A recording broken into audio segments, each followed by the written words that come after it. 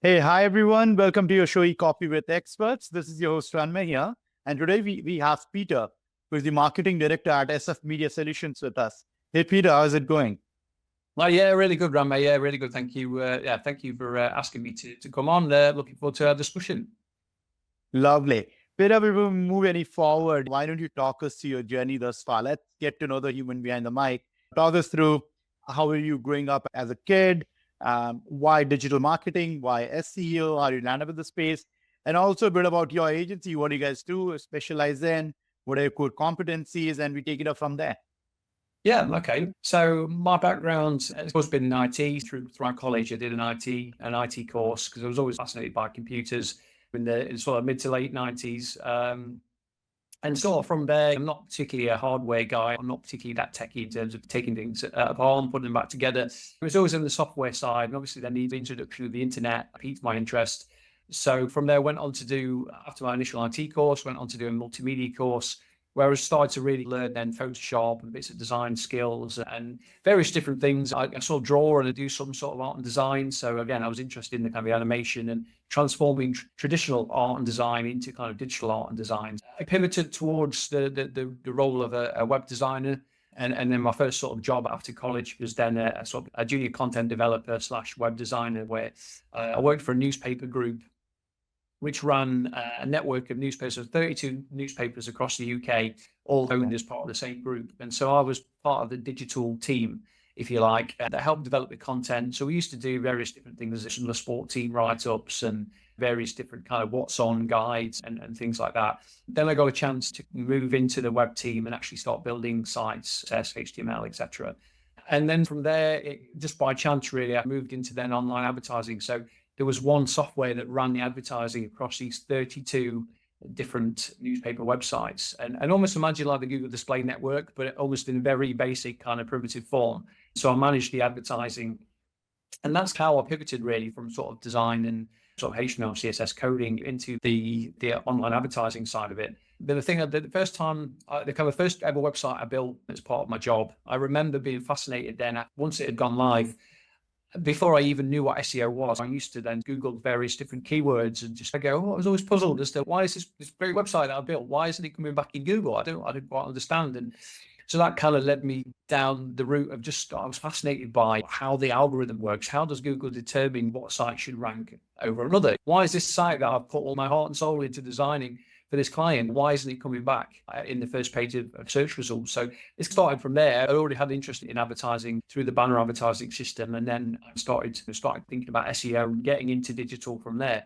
And then those first kind of early wins that you get when you start in SEO, when you're starting to learn the process and the various tags and the way to optimize a site. When you first start seeing your site that you've worked on, your name up in lights, you come in first position in Google for whatever keyword, it's really satisfying. And that's after that, I was like, yeah, digital marketing is for me. I got a kick out of seeing that. So that's how it stuck really. Lovely. Quite a journey. And how did starting your own agency came to your mind and how SF Media Solutions happened? Yeah, I guess like most agency owners, you start off in an agency. After I started to work with SEO and as part of this newspaper group, my first job after that was actually working for an agency.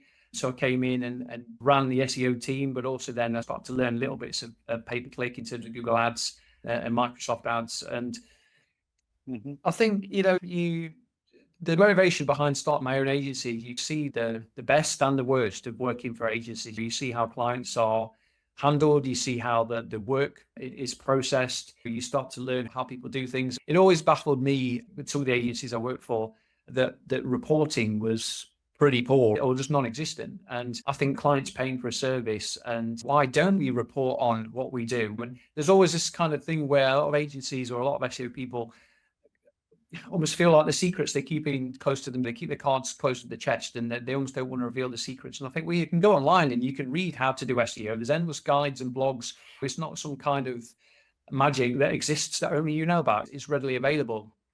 And it always baffled me as to why certain agencies don't report to clients what they do. They don't report to clients the results. They don't set out the KPIs. And myself and my business partner, who was a web developer by trade, we used to get together of an evening. You go down the pub, you'd have a beer, and you talk about, oh yeah, I've seen this, I've seen that. You talk about the best and worst of agency life, because he worked in an agency as well, but as a web developer. And I used to sit around and think, what would it be like how would we do things differently? If we created our own agency, if we started our own business, what would we want to do differently? What standards would we hold ourselves to? What would be our kind of core values as an agency? And the catalyst really was just getting one client. I got a phone call out of the blue away from work, someone saying, "Oh, I've heard that you know how to do SEO. Could you put us together a quote for optimizing our site and getting us more traffic and more leads through Google?"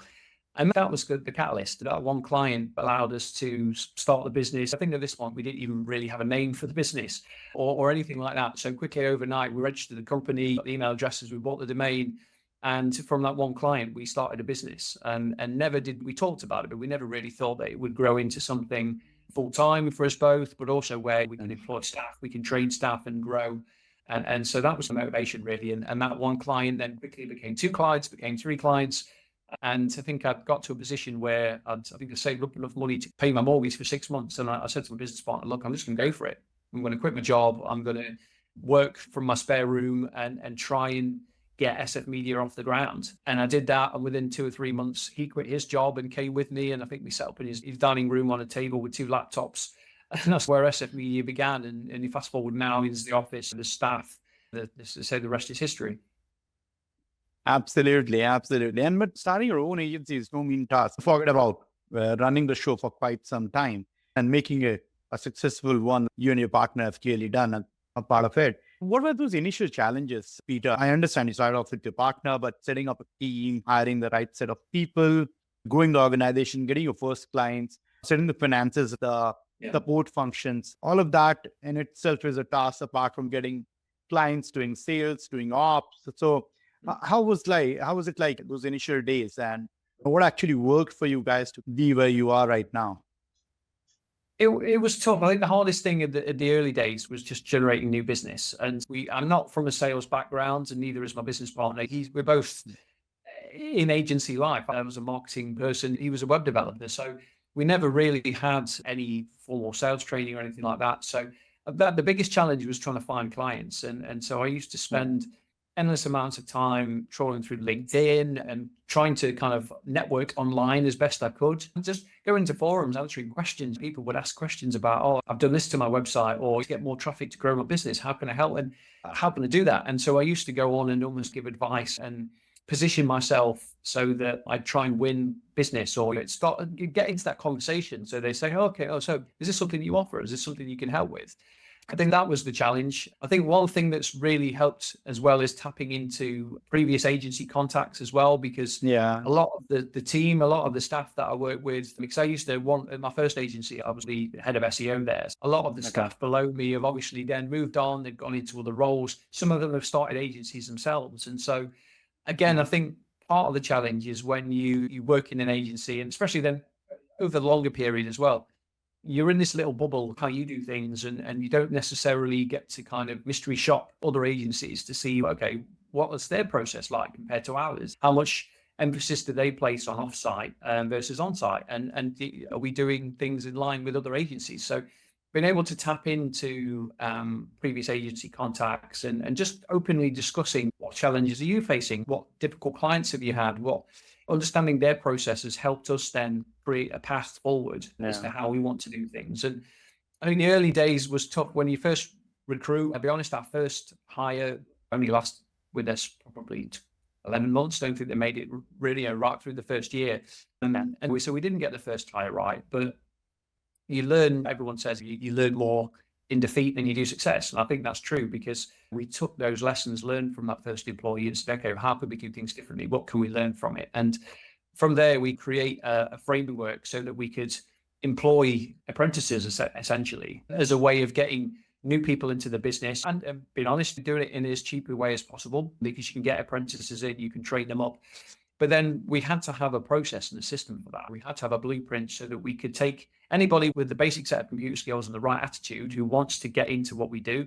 We can take them in, we can train them in a certain way, and they're hitting standards. And obviously, the early days, I had to sanity check and almost quality control every bit of content, every meta description, everything, which is hard to do then when you've got, as your team grows and you get multiple staff come in, that becomes almost a job in itself, which Yeah. kind of then took me away from a transition from actually doing the marketing myself to then being a mentor for younger people, but also spending most of my time, I'll say quality controlling, checking, making sure that their work adheres to the standards that we'd set out. There's probably lots more challenges along the way as well, but they were the ones certainly in the early days generating new business, but also then being able to make Yeah. it easy to recruit staff and bring staff on board.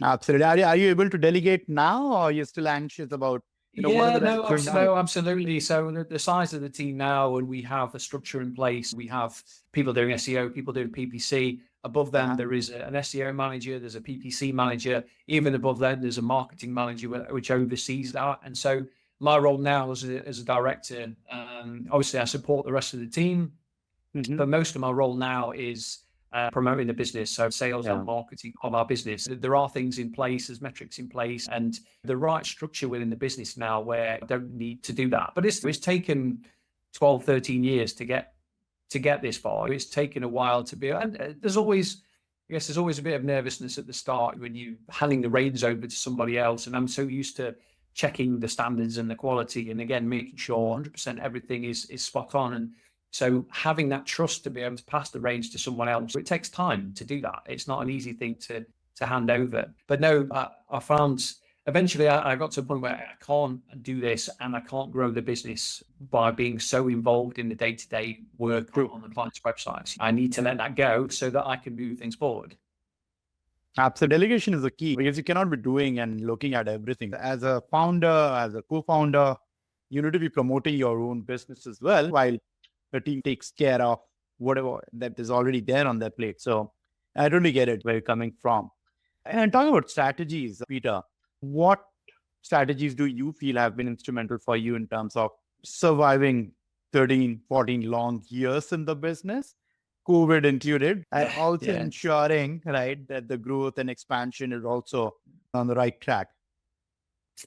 It's funny you mentioned obviously COVID and the lockdown period. That was actually quite a boom period for us going into that Yeah, after period. the And initial phase, yes. yeah, For us, yes, absolutely. just because I think there was a lot of businesses, a lot of clients that we know now that at the time they'd always put off, Yeah. oh, I need to do my website, I need to do my marketing. I haven't got time to look at it. It's only when the world stands still do they get around and go, you know what, these things I've been putting off for a long time, I'll actually now move forward. Again, I kept myself busy through lockdown trying to virtually network as much as I could, and ran some seminars with our business coach where I was just giving free advice to businesses on online marketing. And again, it just helped keep my name in front of clients and keep the phone ringing, keep those conversations happening where people would come and say, okay, actually, I'm not in a position now, but give it 3-6 months time when things change again. We really want you to take us forward. But I think one of the key strategies really to growing our business has been through other agency relationships, and not necessarily. Okay. I referred previously to tapping into some of my other colleagues and to find out what they're doing. Not necessarily that, but positioning ourselves as a partner or as an extension of other people's businesses.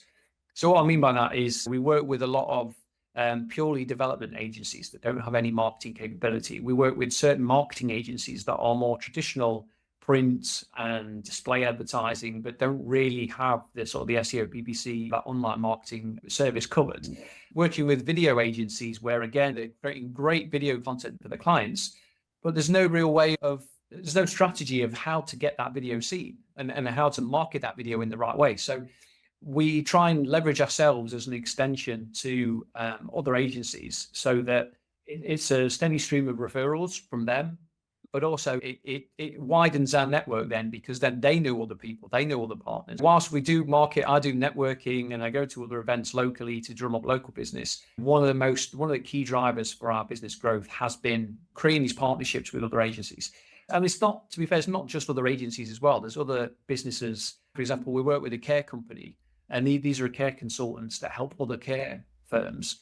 And one of the big tasks care companies have is occupancy. So they want to make sure that their care home or their nursing home is close to 100% occupancy as much as possible.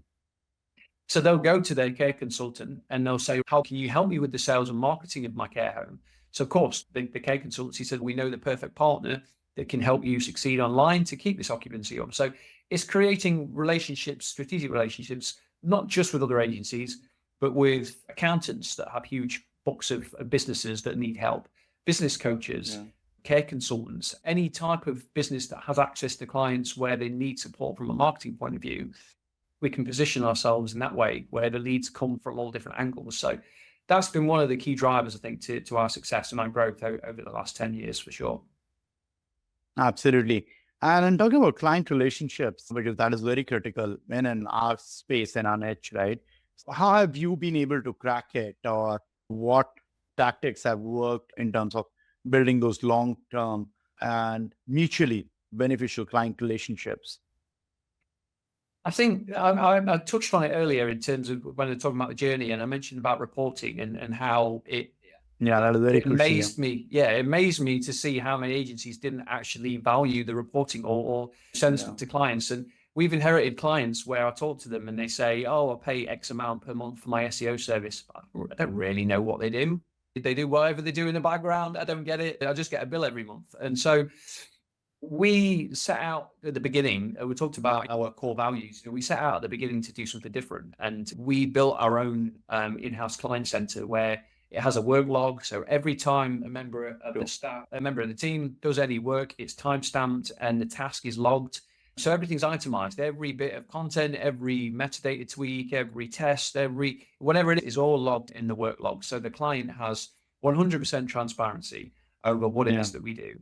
As part of this platform as well that we built as a reporting tool, it has the simplifying statistics. So again, a lot of our clients used to just get sent from other agencies, they get sent an analytics report at the end of the month. And we all know from analytics, there's data on top of data on top of data, and graphs and charts and metrics. And what does it all mean? And so we tried to simplify that and streamline the reporting down to the key things the client wants to see. There's other things as well in terms of we're tracking ranking, actual keywords, rankings, and various other bits as part of this tool. So I think that tool alone has helped us. I know obviously other agencies have reporting software that they either partner with or they built in-house. But for us, that was one of the key drivers, because clients could see we were different. We were transparent.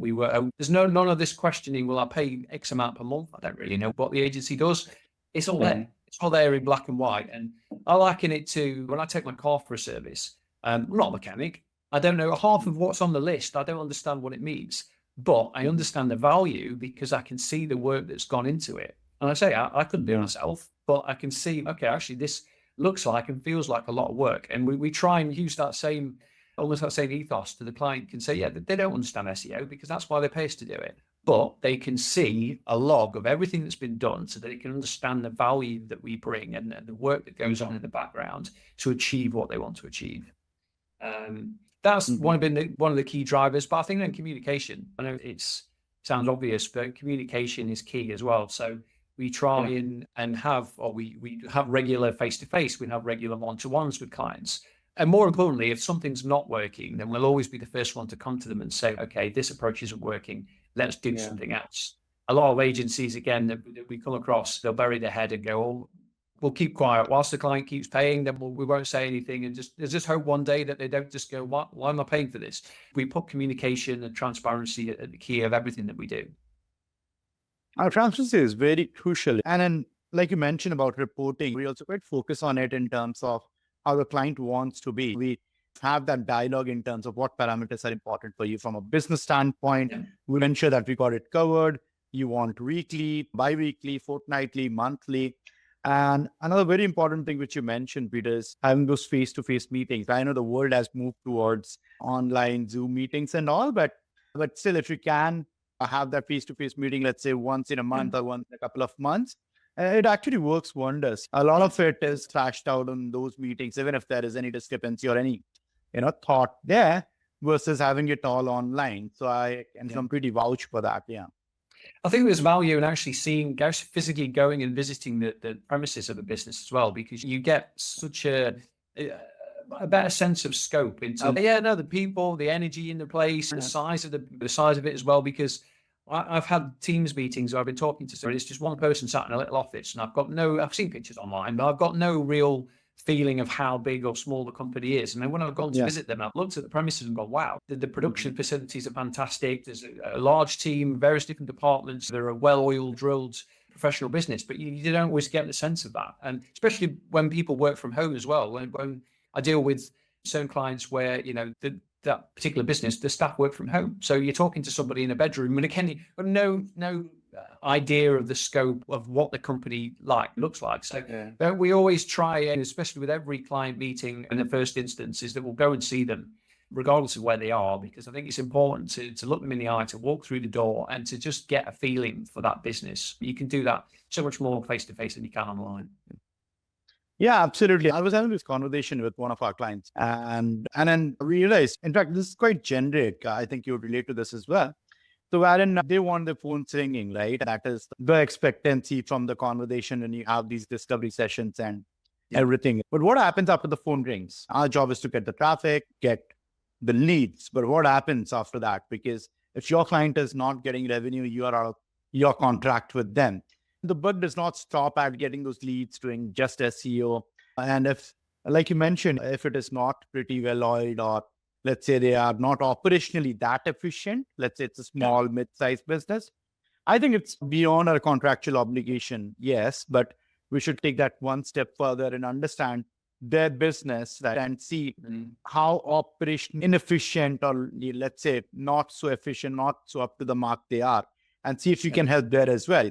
So for example, a person picking up the phone, how they're greeting, how they're talking to the client, the follow-ups that is being made, and all of that, right? Because it is about the entire ecosystem and not just getting them leads is the way we look at it. Because even if you look at it from your own benefit perspective, from a business standpoint, for your own agency, if they are making money, you are in business, right? That's the simple mechanics of it.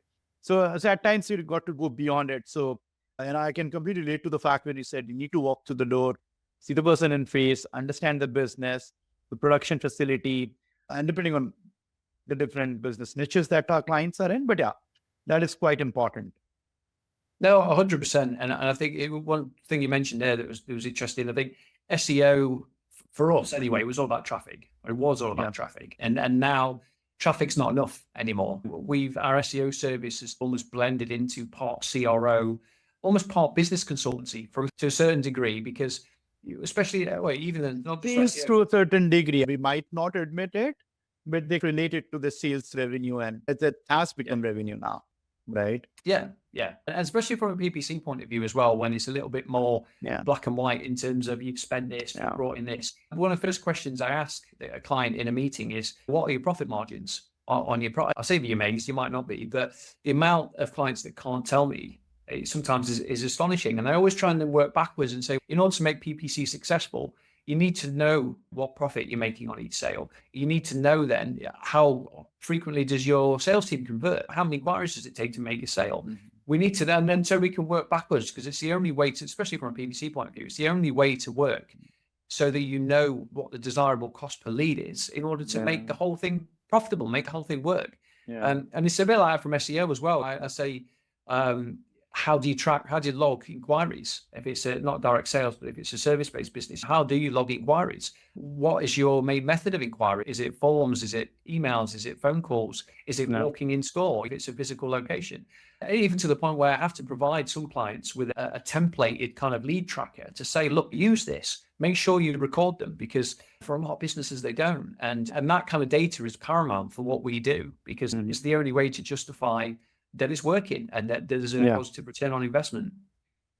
Absolutely. There have been conversations on discovery sessions wherein we have spoken with founders, and really good founders, brilliant founders, right?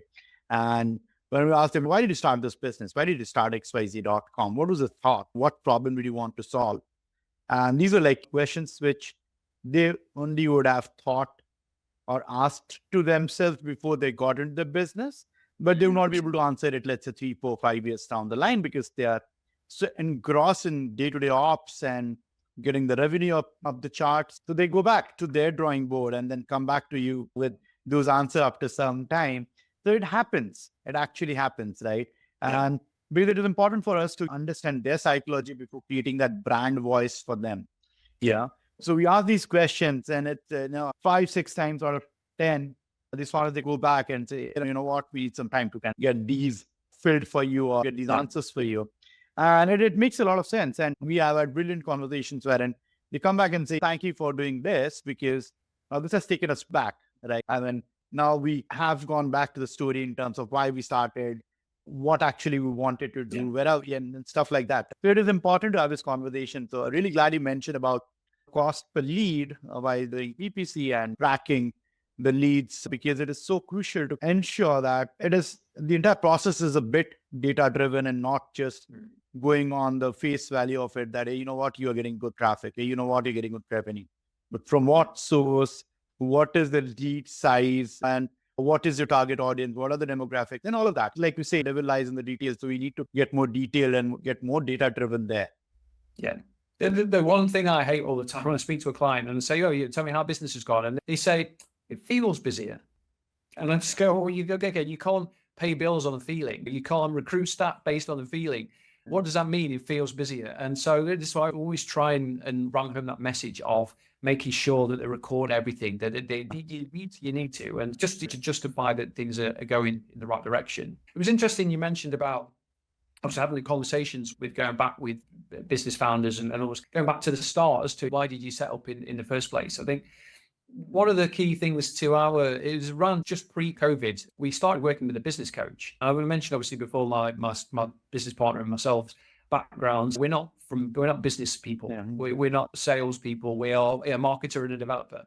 And so one of the good things we did was we employed a business coach to act as a third wheel, because obviously when you've got two people similar age, myself and business partner, we very much think the same way. We wanted to challenge ourselves and have. Yeah. So the business coach came from a completely different. He's from New Zealand, so it's got a completely different kind of upbringing and lifestyle to a certain degree. A bit older than us. His background's in accounting, so is looking at things completely different, and that kind of gave us a whole new perspective on things. And he asked us the same questions. We said, "Why did you go into business beyond you want to make a living and blah blah blah?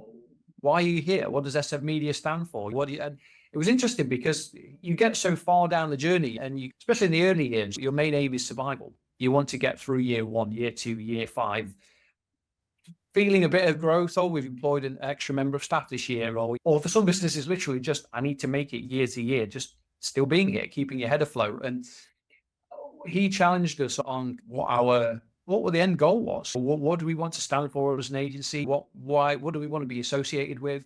But also personally, from a personal point of view, what's your goal? Where's your end goal? Where do you want to take this? Where do you see the future? There's these questions that we didn't really think to ask, because sometimes you're afraid to ask. You're afraid to ask what the end goal looks like. But no, that was really useful in us in trying to change our mindset to stop thinking like a business owner, and actually then starting to. I talked about the transition between handing the reins over and working independently in terms of promoting the business, as opposed to it's working on the business rather than working in the business. That was the biggest thing that the business coach helped teach us. Yeah, so that was hugely beneficial in our journey as well. Absolutely. Great, Peter. This has been a brilliant conversation. But before I let you go, one piece of advice for our young listeners today who are trying to start out on their entrepreneurial journey. Because you have been an example. You work in an agency, started yours, worked to the grind for the last 13, 14 years, and have made it quite a success in terms of what you people are doing at SF Media. So for our young listeners, any piece of advice from your end? I think the biggest advice I can give is to just go for it. I think too many people try and create the perfect thing from day one. I think something our business coach says, and I totally agree with it, is start now and get perfect later. Don't put off what you can do today just because you don't think it's ready, or just take that leap. Take the leap, trust the back yourself, trust your own ability. And if it's something you believe in, then do it. You can't wait for it to be perfect. Make mistakes along the way, but just go for it. Just do it and perfect it later. 100%. Great, Avita. Thank you so much for taking our time to do this with us. Really appreciate it. Yeah, you're welcome. No, thank you. I've enjoyed the conversation, and no, thank you for asking me to come on. I've enjoyed it. Lovely. Thank you so much.